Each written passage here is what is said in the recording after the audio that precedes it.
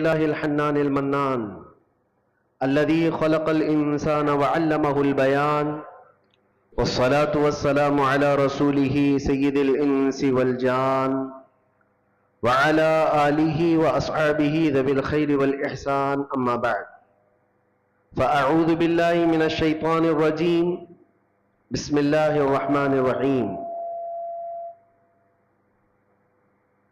لقد جاءكم رسول من أنفسكم عزيز عليه ما عنتم حريص عليكم بالمؤمنين رؤوف رحيم صدق الله مولانا العظيم۔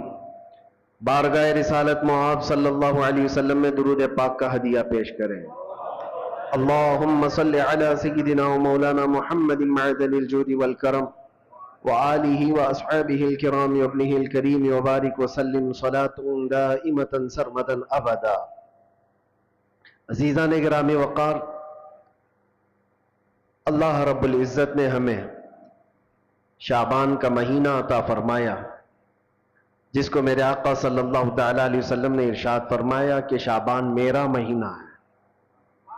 ہم حضور پاک صلی اللہ علیہ وسلم کے مہینے میں داخل ہیں، اور دعا یہ کرنا بھی سنت ہے کہ اللہ کے نبی صلی اللہ تعالی علیہ وسلم جیسے ہی رجب کا مہینہ آتا تو دعا فرماتے ہیں، اللہم بارک لنا فی رجب و شعبان و بلغنا رمضان۔ اے اللہ ہمیں رجب اور شعبان میں برکت دے اور رمضان تک ہماری زندگی کو پہنچا دے۔ یہ دعا سنت ہے۔ ہم بھی دعا کرتے ہیں کہ مولا شعبان کا مہینہ عطا کیا ہے تو اس سال کا رمضان بھی عطا فرما دے۔ عزیزان گرامی، حضور پاک صلی اللہ تعالی علیہ وسلم کی ذات اقدس کو رب کریم نے ہمارے درمیان اس طرح سے رکھا ہے کہ ہمارا ہر کام اور ہماری ہر شے حضور پاک صلی اللہ تعالی علیہ وسلم سے جڑی ہوئی ہے۔ اسی لیے اس کو اگر ایک جملے میں سمجھنا ہے تو وہ یوں ہے، وہ جو نہ تھے تو کچھ نہ تھا، اور وہ جو نہ ہو تو کچھ نہ ہو۔ ہماری زندگی حضور کے بغیر کچھ نہیں ہے، اور نہ ہی ہمارے سفر کا کوئی حصہ اور نہ ہی کوئی منزل حضور کے نام کے بغیر ہو سکتی ہے۔ جو چاہے دین سے باہر کچھ بھی کر لو، دین کے اندر حضور ہے۔ نبی پاک صلی اللہ تعالی علیہ وسلم کو چھوڑ کر کے اگر کوئی یہ کہتا ہے کہ یہ بھی حصہ ہو سکتا ہے تو ناممکن ہے، پاسبل نہیں۔ عزیزان گرامی، اعلیٰ حضرت فاضل بریلوی رضی اللہ تعالیٰ عنہ تو یوں فرماتے ہیں، وہ جہنم میں گیا جو ان سے مستغنی ہوا۔ مستغنی کا مطلب جو کہتا ہے کہ اب مجھے نبی کی حاجت نہیں ہے، اگر مجھے رسول کی حاجت نہیں، ضرورت نہیں، جو یوں کہا وہ جہنم میں گیا جو ان سے مستغنی ہوا۔ ہے خلیل اللہ کو بھی حاجت رسول اللہ کی، ہے خلیل اللہ کو بھی حاجت رسول اللہ کی۔ سیدنا ابراہیم خلیل اللہ علیہ الصلوۃ والتسلیم اولو العزم پیغمبر ہے، وہ جلیل القدر پیغمبر ہے، جن کی آزمائشیں صبح قیامت تک یاد کی جاتی رہیں گی، جن کے بیٹے کا ذبح ہونے کا، اور جن کے بہت سارے ایسے کردار جو حج اور عمرے میں ادا کیے جاتے ہیں۔ ان کی زندگی پاک کا ایک بہت اہم واقعہ کہ آپ کو آگ میں ڈالا گیا تھا، پتہ ہے؟ حضرت ابراہیم علیہ الصلوۃ والتسلیم کو آگ میں ڈالا گیا تھا، لیکن بھڑکتی ہوئی آگ نے آپ کا کچھ نہ بگاڑا۔ حضرت ابراہیم علیہ السلام صحیح سلامت اس آگ سے باہر آئے۔ آپ کو پتہ ہے، آپ کو پتہ ہے، مفسرین فرماتے ہیں وجہ یہ ہے کہ ابراہیم علیہ السلام کی پیشانی میں اس وقت نور محمدی جگمگا رہا تھا۔ حضور پاک صلی اللہ علیہ وسلم کس کی اولاد میں سے ہیں؟ ابراہیم علیہ السلام کی اولاد میں سے، اور یہی کہا ہے کہ جب حضرت اسماعیل علیہ السلام کو ذبح کرنے کے لیے ابراہیم علیہ السلام لٹائے تو وہ تیز چاقو ان کے ہاتھ میں تھی کہ وہ پتھر کو مارتے تو دو ٹکڑے ہو جاتے تھے، پتھر کٹ جاتا تھا، لیکن اسماعیل علیہ السلام کے نرم و نازک گلے پہ چلاتے تو چلتی نہیں تھی، گلا کٹتا نہیں تھا۔ 3 مرتبہ کوششیں کی ابراہیم علیہ السلام نے، گلا کٹا نہیں، اور پتھر پر مارتے تو پتھر کٹ جاتا تھا۔ مفسرین فرماتے وجہ وہاں پر بھی یہی ہے کہ اسماعیل علیہ السلام کی پیشانی میں نور محمدی موجود تھا، ابھی محمد مصطفیٰ صلی اللہ علیہ وسلم کو کائنات میں آنا باقی تھا، ہر جگہ جلوے مصطفیٰ کے دیکھو گے۔ اسی لیے اعلیٰ حضرت نے کہا ہے خلیل اللہ کو حاجت رسول اللہ کی۔ جب انبیاء کرام علیہ السلام کو نبی کی حاجت ہے تو ہم اور تم کیا ہے؟ امتی ہیں۔ ہمیں بغیر مصطفیٰ کریم صلی اللہ تعالیٰ علیہ وسلم کے یہاں پر کوئی چیز حاصل کرنا پاسبل نہیں ہے۔ اسی لیے اعلیٰ حضرت فرماتے ہیں بخدا خدا کا یہی ہے در۔ بخدا مطلب قسم خدا کی، بخدا کا مطلب ہوتا ہے قسم خدا کی، بخدا خدا کا یہی ہے در، نہیں اور کوئی مفر مکر۔ اردو ہارڈ ہے لیکن سمجھ لیں تو سمجھ میں آ جائے۔ مفر کہتے ہیں بھاگنے کی جگہ اور مکر کہتے ہیں ٹھہرنے کی جگہ۔ اعلیٰ حضرت فرماتے ہیں حضور کو چھوڑو گے تو نہ بھاگنے کی جگہ ہے نہ ٹھہرنے کی جگہ ہے، کہاں جاؤ؟ نہیں اور کوئی مفر مکر۔ اور اگر کوئی یہ کہتا ہے میں بہت پہنچا ہوا ہوں، اللہ کی بارگاہ میں میرا بڑا مقام ہے، کوئی اپنے آپ کو ولی بھی ثابت کرتا ہو یا کچھ لوگوں نے مل کر کے کسی کو ولی اللہ بنا دیا ہو، سب کان کھول کر کے سن لے۔ کوئی ولی کب بنتا ہے، کوئی اللہ کا ولی کیسے مشہور کر دیا جاتا ہے؟ لوگوں کے ڈھکوسلے سے کوئی ولی نہیں بنتا، کسی کے چھلے انگوٹیاں پہننے سے ولی نہیں بنتا، بالوں کے لٹھے بنا لینے سے ولی نہیں بنتا، حتیٰ کہ اگر کوئی پانی پہ چل کے دکھائے تو بھی ولی نہیں بنتا، ہوا میں اڑ کے دکھائے تو بھی ولی نہیں بنتا۔ میاں یہ اتنے بڑی بڑی چیزیں میں کہہ رہا ہوں، یہ تو قوم پاگل ہے جو سگریٹ پینے والے اور تمباکو والے کو بھی بنا لیتی ہے۔ حقیقت کیا ہے؟ اللہ کے نبی صلی اللہ تعالی علیہ وسلم کی ذات اقدس سے ایسی وابستگی۔ اللہ کا ولی کون ہوتا ہے؟ فرماتے ہیں امام عشق و محبت جو وہاں سے ہو یہی آ کے ہو، جو وہاں سے ہو یہی آ کے ہو، جو یہاں نہیں تو وہاں نہیں۔ جو حضور کے دربار کا نہیں ہے تو پھر اللہ کے دربار کا نہیں ہو سکتا۔ جو وہاں سے ہو یہی آ کے ہو۔ اگر حضور کی شریعت کو چھوڑ کر کے کوئی کہتا ہے اللہ کا ولی ہے تو وہ سب سے بڑا دجال ہے، وہ جھوٹا ہے۔ سیدنا شیخ عبد القادر جیلانی رضی اللہ تعالیٰ عنہ سے بڑھ کر کے کون پیر ہے؟ پیران پیر غوث الاعظم دستگیر، جن کی کرامات پر ہم اور تم تو چھوڑو، جو اولیاء اکرام کے متعلق آئیں کائیں کرتے ہیں وہ بھی غوث پاک کو ولی مانتے ہیں۔ ہاں، شیخ ابن تیمیہ اہل حدیث کے بہت بڑے امام شیخ ابن تیمیہ نے کہا ہے کہ اگر کثرت سے کسی کی کرامات ثابت ہے تو شیخ عبد القادر جیلانی کی، ان کے متعلق کہہ رہا ہوں جن کی ولایت پر سب کا اتفاق ہے، سارے مانتے ہیں۔ وہ غوث اعظم رضی اللہ تعالیٰ عنہ نماز پڑھ رہے ہیں اور بادل کا ایک ٹکڑا آپ کے اوپر سایہ بن گیا ہے، کسی اور کے اوپر بن جائے تو پھر پتہ نہیں وہ کیا سمجھ لے اپنے آپ کو۔ وہ بادل کے ٹکڑے سے آواز بھی آنے لگی، بات بھی ہو رہی ہے، اے عبد القادر آج سے تیرے لیے سارے حرام حلال کر دیے گئے، آج سے تیرے لیے نماز معاف کر دی گئی، اتنی عبادت تم نے کی ہے۔ سرکار غوث پاک نے عبادت بھی اتنی کی تھی۔ اگر کوئی 100 رکعت پڑھ کر کے تھک جائے اور وہ سوچے کہ مجھے کہیں سے آواز آئی تو اس کو لگتا ہے ہاں پکا میری قبول ہو گئی ہے، 100 تو پڑھا ہو۔ غوث پاک تو 40 سال تک پوری رات عشاء سے لے کر فجر تک کھڑے رہے، 40 سال تک ہڈیاں نکل آئی تھی جسم سے، ایک انگور کے دانے سے سحری کرتے اور ایک گلاس پانی سے افطار کیا کرتے۔ اور اتنی کثرت سے عبادت کے بعد اگر آسمان سے آواز آئے تو بندے کو یقین ہو جانا چاہیے کہ میری تو عبادتیں اتنی ہیں، ہو سکتا ہے ڈائریکٹ میرے پاس اللہ کی طرف سے بات آ رہی، لیکن غوث پاک کی طرف آواز آئی بادل کے ٹکڑے سے، اے عبد القادر آج سے تیرے لیے نماز معاف ہے، سارے جتنے تمہارے لیے حرام چیزیں تھے حلال ہو گئی۔ غوث پاک نے جلال میں کہا یہ آواز رحمان کی نہیں، یہ شیطان کی ہے۔ کوئی چیز کسی کے لیے قیامت تک حرام حلال نہیں ہو سکتی جس کو میرے مصطفیٰ نے حرام کیا ہو۔ جو نبی پاک نے حرام کر دیا وہ قیامت تک کے لیے حرام ہے، کسی کے لیے حلال نہیں ہو سکتی۔ اس میں عبد القادر جیلانی کیا اور کوئی اور کیا، غوث پاک فرماتے یہ آواز شیطان کی ہے۔ اور دوسری چیز، آج سے میرے لیے عبادت معاف ہو گئی، غوث پاک فرماتے ہیں جو سید الانبیاء کے لیے نماز معاف نہیں ہوئی تو عبد القادر کے لیے کیسے ہو سکتی؟ یہاں تو بہت سارے ایسے ہی بیٹھے ہوئے ہیں، یہاں بیٹھے ہیں اور تصور میں نماز پڑھ رہے ہیں، اور دیوانے لوگ بھی ان کے پیچھے بھاگے جا رہے ہیں۔ سوچو تو صحیح، نبی پاک صلی اللہ علیہ وسلم کو چھوڑ کر کے اگر تم چاہتے ہو، کچھ لوگوں نے ایسے گمراہ کر رکھا ہے لوگوں کو۔ یاد رکھنا میرے عزیزو، ولایت کی کسوٹی شریعت مصطفیٰ ہے، حضور کو چھوڑ کر کے کوئی ولی نہیں بن سکتا۔ ولایت وہی ہے جو نبی پاک صلی اللہ تعالی علیہ وسلم کے نقش قدم پر چل رہا ہو۔ پیر ہو تمہارا، ولی ہو کوئی، ایسے کا دامن آنکھ بند کر کے تھام لینا جو تمہیں آنکھ بند کر کے سیدھے مدینے پہنچا دیتا ہو، حضور کی محبت تمہارے سینے میں ڈالتا ہو۔ باقی جھولا چھاپ ہے، سب باقی سب چندہ چھاپ ہے۔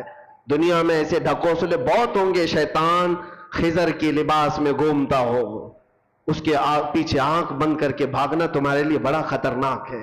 غوث پاک رضی اللہ تعالیٰ عنہ نے فرمایا جو عبادت اللہ کے نبی سید الانبیاء کے لیے معاف نہیں ہوئی، میرے لیے کیسے معاف ہو سکتی؟ یہ شیطان کی آواز ہے، یہ شیطان کی آواز ہے۔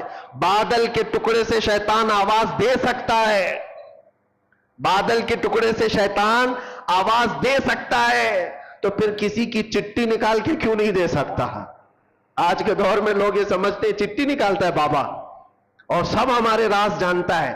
میاں شیطان بہت کچھ کر سکتا ہے۔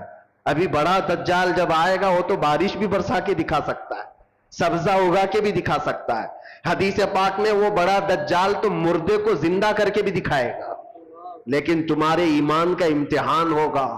ہر گھڑی تم یہ دیکھو، یہ سارے عجائب دیکھ کر کے پاگل نہ ہو جانا، اپنے نبی کو یاد کرنا، میرا خدا رب العالمین ہے، اللہ رب العزت ہے۔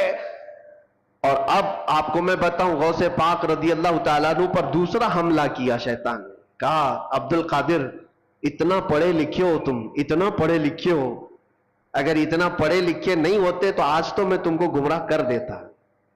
آج جو میں نے کہا ہے، اب شیطان اپنی اصلیت پہ آیا۔ آواز جو آ رہی تھی بادل کے ٹکڑے سے کہ تمہارے لیے عبادت معاف ہے، تمہارے لیے حرام حلال ہے، غوث پاک نے جب جواب دیا تو شیطان کہتا ہے بہت پڑھے لکھے ہو تم، اور اتنا پڑھے لکھے ہو کہ آج تمہارے علم نے بچا لیا تمہیں، ورنہ گمراہ ہو جاتے آج۔ غوث پاک نے فرمایا ابلیس تو مجھے دوبارہ گمراہ کر رہا ہے، مجھے میرے علم نے نہیں، میرے خدا کے فضل نے بچایا۔ علم تو تیرے پاس بھی تھا، علم تو تیرے پاس اتنا تھا کہ فرشتوں کو پڑھایا کرتا، لیکن تو بچ نہ سکا۔ اس لیے میرے عزیزو، ہر گھڑی اس کا وار ہے، شیطان کا، ابلیس کا ہمارے اوپر، لیکن کسوٹی ایک ہی اپنی زندگی پر رکھو کہ نبی پاک صلی اللہ تعالیٰ علیہ وسلم کی ذات کے لیے ایسی کسوٹی رکھو کہ ہمارے بزرگوں نے جو ہمیں تعلیم دی ہے، نبی سے ہو جو بیگانہ اسے دل سے جدا کر دے، نبی سے ہو جو بیگانہ اسے دل سے جدا کر دے، پدر مادر برادر جان و مال ان پر فدا کر دے۔ یہ ہماری کسوٹی ہو، یہ ہماری زندگی کا معیار ہو۔ اور بعض لوگ یہ سمجھتے ہیں کہ ہم تو نبی پاک صلی اللہ علیہ وسلم سے بے انتہا محبت کرتے ہیں، اور تھوڑا بھی اگر کوئی دوسری جماعت کا دکھتا ہے جس کے دل میں حضور صلی اللہ تعالیٰ علیہ وسلم سے بغض لگتی ہے تو ہم تو اس سے دور رہتے ہیں۔ صرف اتنا ہی نہیں ہے، نبی سے ہو جو بیگانہ کا مطلب کیا ہے؟ جو شریعت چھوڑ کر کے بھاگ رہا ہے وہ نبی سے بیگانہ ہی تو ہے۔ حضور پاک صلی اللہ تعالیٰ علیہ وسلم سے اپنا دامن چھڑانے کی بات کرتا ہے، وہ نبی سے بیگانہ ہے۔ ایسے کو نہ تم اپنا دوست بناؤ، نہ اپنوں کے صحبت میں اس کو رکھو، اس لیے کہ قیامت کے دن جب پکڑ ہوگی، بروں کی صحبت کی وجہ سے بہت سارے ایسے ہوں گے جو جہنم میں جا رہے ہوں گے۔ صرف کیوں؟ ان کی دوستی خراب تھی، دوستی برے لوگوں سے تھی۔ عزیزان گرامی وقار، میں بات کل ملا کر کے یہی عرض کرنا چاہتا ہوں، وہ جو نہ ہو تو کچھ نہ ہو۔ ہماری زندگی کا سارا دار و مدار مصطفیٰ کریم صلی اللہ علیہ وسلم کی ذات سے ہے، اور نبی پاک صلی اللہ تعالیٰ علیہ وسلم کی محبت دل میں اتنی بساؤ کہ صحابہ کرام رضوان اللہ تعالیٰ علیہ مجمعین نے جیسے ہمیں سکھایا ہے، جیسے ہمیں تعلیم دی ہے۔ آپ کو پتا ہے، دو چیزیں میں آپ کو بتا دوں گا معیار کیا ہونا چاہیے۔ دو چیزیں ہیں۔ ایک صحابی حضرت انس بن نزیر رضی اللہ تعالیٰ عنہ، حضور پاک صلی اللہ تعالیٰ علیہ وسلم کے رازدار صحابہ میں سے ایک ہیں. راز کی باتیں حضور اکرم صلی اللہ علیہ وسلم ان کے ساتھ شیئر کیا کرتے ہیں.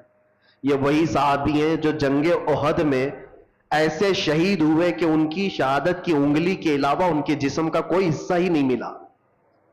کوئی حصہ نہیں ملا, صرف شہادت کی ایک انگلی ان کی کٹی ہوئی ملی, جس سے ان کی بہن نے دیکھ کر کے پہچانا کہ یہ میرا بھائی انس ہے. وہ صحابی کی بات کر رہا ہوں. جوانی کا عالم ہے, اور جوانی لوگ تو سمجھتے ہیں انگارے کا نام ہے, اندر خواہشات کا ایک طوفان ہوتا ہے, الگ الگ سب کی جوانیاں ہوتی ہیں. لیکن وہ صحابی رسول جس سے بے پناہ محبت کرتے تھے, عشق کرتے تھے, ان سے شادی بھی کر لیا, نکاح کر لیا. بیوی سے بے حد محبت کرتے تھے, جائز محبت ہے, شادی بھی کر لیا, اور بیوی سے بہت لگاؤ تھا, جس کو کہتے ہیں عشق کے درجے کی محبت ہے. تو بیوی ہے اور بہت زیادہ محبت کرتے, اور وہ بھی محبت کرتی. ایک دن اللہ کے نبی صلی اللہ علیہ وسلم حضرت انس بن نزیر کے گھر تشریف لائے. جب بیٹھے تھے وہ حضرت انس کے ساتھ, مکہ کا ایک قاصد آیا ایک خط لے کر کے. حضور پاک صلی اللہ تعالی علیہ وسلم کے پاس مکہ کے حالات بتاتے ہوئے قاصد نے خط دیا. حضور صلی اللہ علیہ وسلم نے انس بن نزیر سے کہا, پڑھو خط میں کیا ہے, سناؤ. انس بن نزیر نے پڑھ کر کے سنایا. اس میں مکہ والے جنگوں کی جو تیاریاں کر رہے ہیں اس کے سارے معاملات لکھے ہوئے تھے, کہ مکہ والے مدینے کے اوپر اٹیک کرنا چاہتے, حملہ کرنا چاہتے. اور یہ سارے حالات اس خط میں راز کے طور پر تھے. نبی پاک صلی اللہ تعالی علیہ وسلم نے فرمایا, بند کرو انس, یہ تیرے اور میرے بیچ میں راز ہے, کسی کو پتہ نہیں چلنا چاہیے, اس کو سنبھال کے رکھو. حضرت انس نے کہا, جیسا حکم سرکار کا. حضور پاک صلی اللہ تعالی علیہ وسلم گھر سے نکل کر کے باہر تشریف لے گئے. ابھی باہر گئے تھے کہ انس بن نزیر کی بیوی اندر سے آئی, جس سے بے حد محبت کرتے تھے آپ, بہت عشق کرتے تھے. آئی, کہا انس, حضور پاک صلی اللہ تعالی علیہ وسلم تشریف لائے تھے, کچھ راز کی باتیں ہو رہی تھی, مجھے بھی تو بتاؤ کیا بات ہوئی. انس بن نزیر نے کہا, تیری محبت تیرا عشق اپنی جگہ پر, وہ میرے اور نبی پاک کے درمیان کی بات ہے, وہ نہیں بتایا جا سکتا. کتنا بھی عشق ہو, کتنی بھی محبت ہو, تو بیوی ہے. حضور پاک صلی اللہ تعالی علیہ وسلم اور میرے بیچ جو معاملات ہیں اس کو میں نہیں بتا سکتا. بیوی نے کہا, کیا مجھ پر اعتبار نہیں کرتے؟ کہا, پورا اعتبار ہے, یقین بھی ہے, لیکن حضور پاک کے حکم سے بڑھ کر میرے لیے کائنات میں کوئی چیز ہی نہیں. بیوی نے ہنس کر کے کیا کہا, چلو نہیں بتاتے کوئی بات نہیں, میں نے سن لیا ہے دیوار کے پیچھے سے, سن لیا ہے میں نے کیا بات ہوئی ہے. کہا کیا بات ہوئی؟ کہا وہی تو مکہ والے جنگوں کی تیاریاں کر رہے ہیں, وہ خط میں یہ چیز آئی ہے. انس بن نزیر نے جیسی ہی اپنی بیوی سے یہ جملہ سنا, سیدھے جا کر گردن پکڑ لی, گردن پکڑ لی, اور گردن پکڑ کر کے سیدھے باہر لے کر کے آئے. کہا اس وقت تک تیری گردن سے ہاتھ نہیں ہٹاؤں گا جب تک نبی پاک کا حکم نہیں آتا. حضور پاک صلی اللہ تعالی علیہ وسلم کے پاس لے کر کے آئے. اللہ کے نبی صلی اللہ علیہ وسلم نے دیکھا, انس کیا ہوا, کس بات کے لیے لے کر کے آئے؟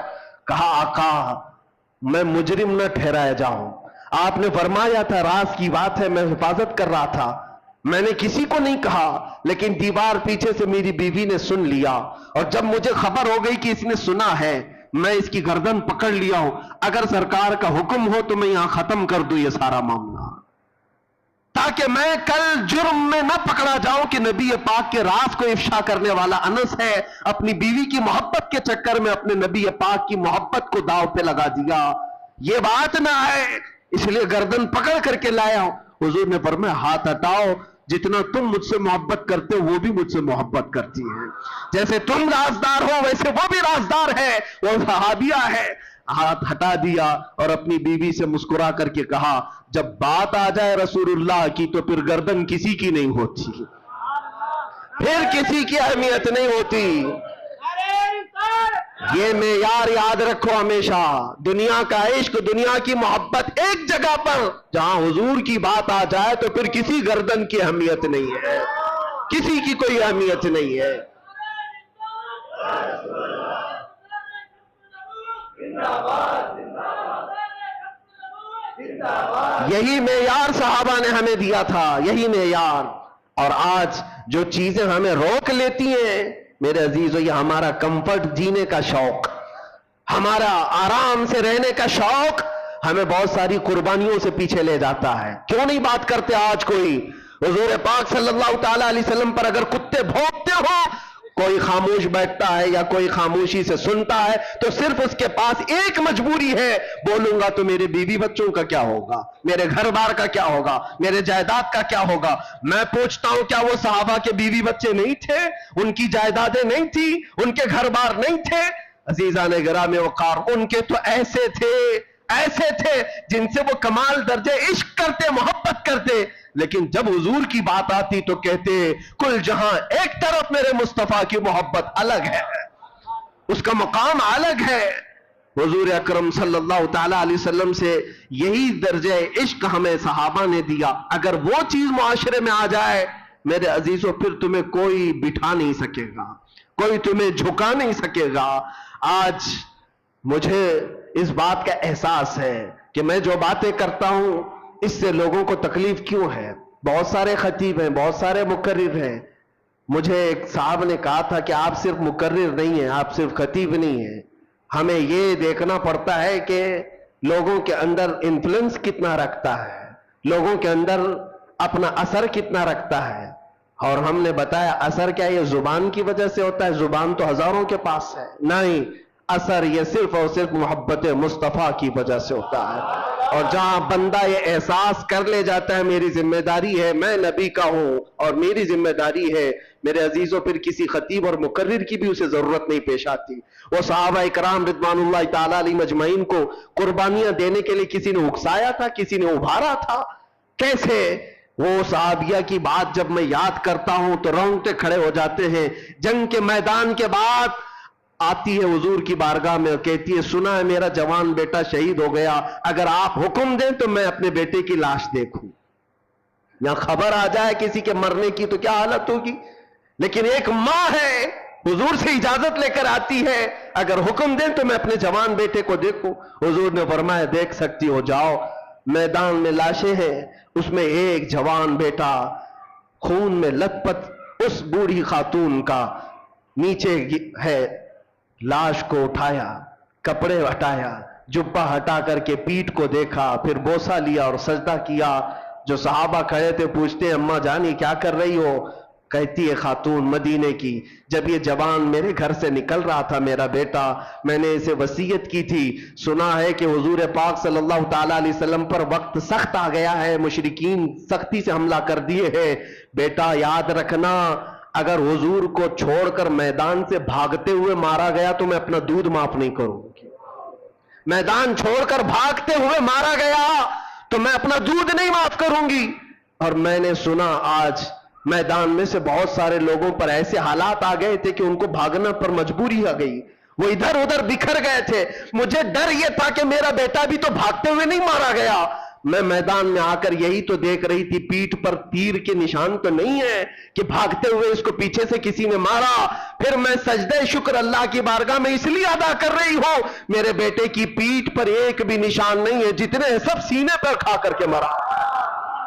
وہ مائیں کیسی تھی، قربانیاں اور ان کے بعد سامنے بچوں کی لاشیں ہیں اور وہ یہ کہتی اللہ کا شکر ہے کہ میرا بیٹا جمع مردی کے ساتھ گیا ہے. وہی مدینے کی خاتون ہے، وہ آتی ہے بارگاہ مصطفیٰ میں اور عرض کرتی ہے یا رسول اللہ کل مصیبت بعدک جلن، آپ ہیں تو پھر ہر مصیبت حل کی ہے. اے اللہ کے نبی آپ ہیں تو پھر ہر مصیبت حل کی ہے. اسی لیے اے نوجوانوں یاد رکھو ایک بات، دنیا ساری ٹھوکر مار دے لیکن آمینہ کا لال کبھی تمہیں تنہا نہیں ہونے دے گا. حضور پاک صلی اللہ تعالی علیہ وسلم کی محبت ہر جگہ کا آسرا ہے. یہ میرے تجربے کی بات میں بتا رہا ہوں. اگر ایمان نہ ہوتا اور حضور کی محبت کا یہ درجہ نہ ہوتا تو ہم جیل میں پتہ نہیں کہاں سے کہاں پہنچ گئے ہوتے.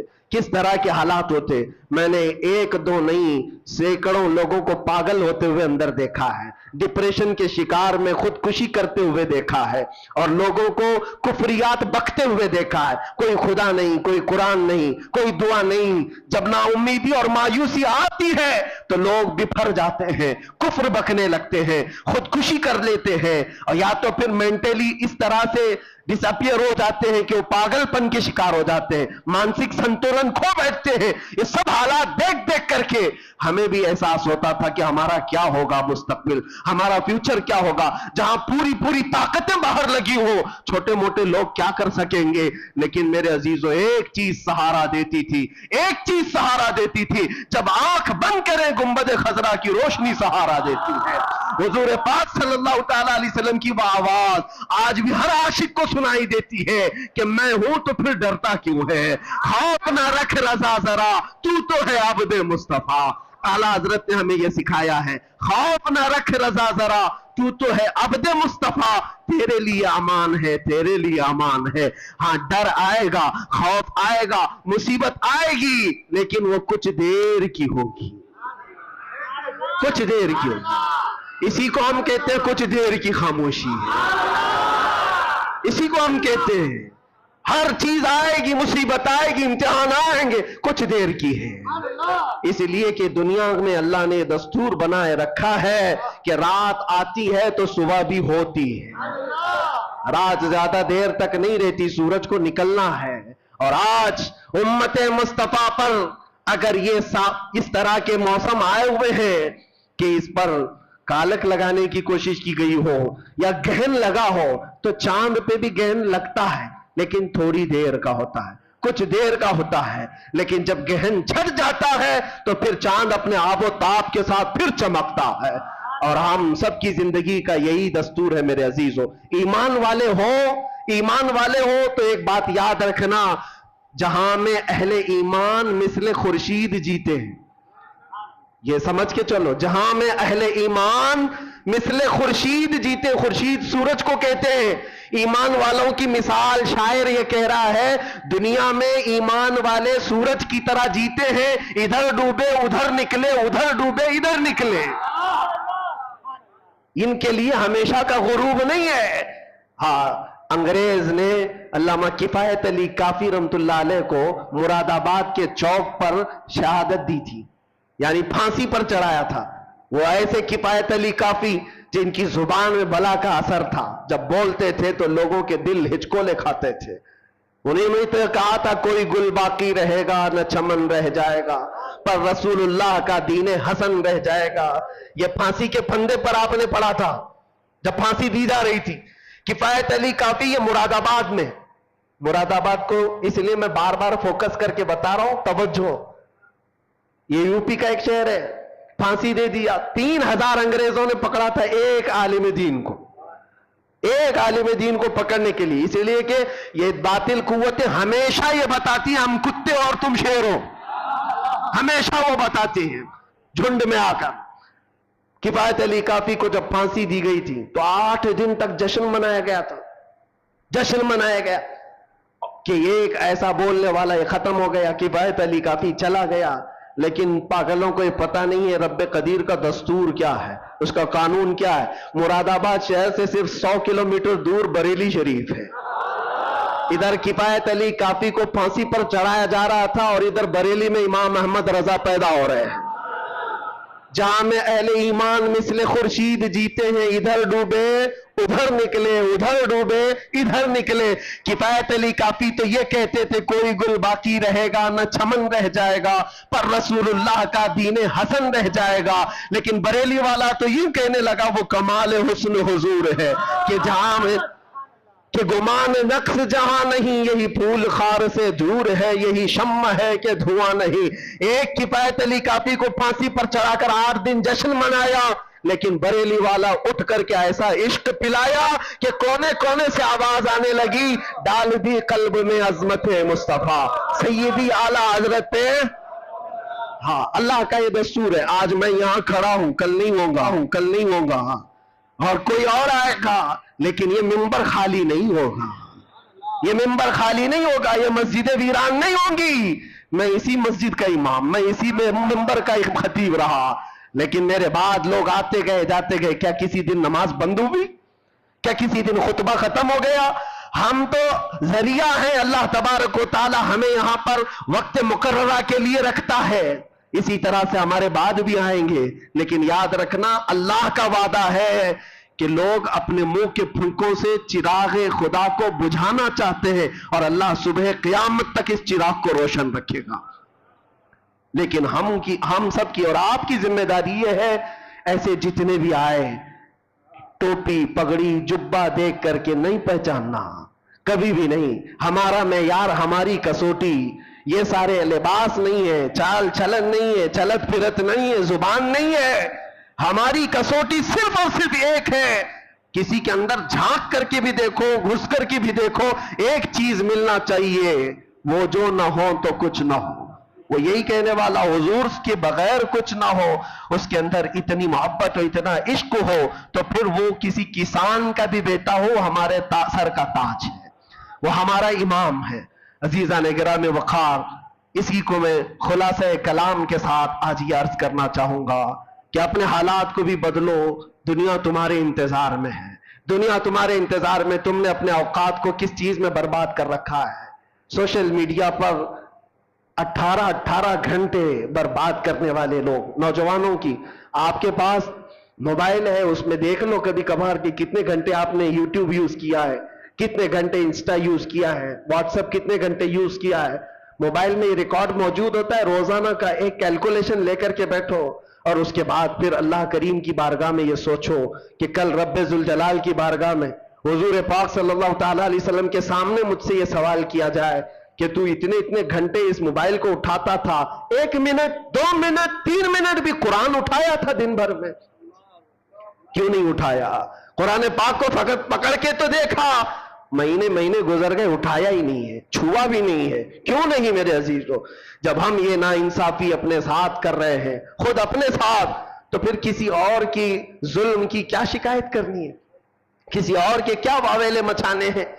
اپنے آپ کو بدلو۔ دنیا آج بھی تمہارے انتظار میں ہے کہ کہاں ہے وہ نبی پاک کا غلام جو نکلتا تھا تو اس کے چلنے کے انداز سے ہی مدینے کی خوشبو آیا کرتی تھی۔ آج میں چاہتا ہوں ہر جوان آ جائے، حضور پاک کی محبت کا واسطہ دیتا ہوں، حضور پاک کی محبت کا واسطہ دیتا ہوں کہ ہر نشہ کو چھوڑ دو، ہر برائی کو چھوڑ دو۔ وقت بہت کم رہ گیا ہے تمہاری زندگی میں بھی اور تمہاری نسلوں کے لیے بھی، اور امت پر جو حالات آ جائے، اسلام پر جو حالات آئے، بہت شارٹ پیریڈ ہے، بہت تھوڑا سا وقت ہے، کچھ کر جاؤ، کچھ اپنے آپ کو بدل ڈالو اور ایسا کر جاؤ کہ دنیا پھر یہ کہے۔ میرے خلاصہ کلام، میری گفتگو کا لب لباب یہ ہے، اٹھو، قوت عشق سے ہر پست کو بالا کر دو، دہر میں نام محمد سے اجالا کر دو کہ محمد سے وفا تو نے تو ہم تیرے ہیں، یہ جہاں چیز ہے کیا، لوح و قلم تیرے ہیں۔ لبیک یا رسول اللہ، لبیک یا رسول اللہ، لبیک یا رسول اللہ، وآخر دعوانا الحمدللہ رب العالمین۔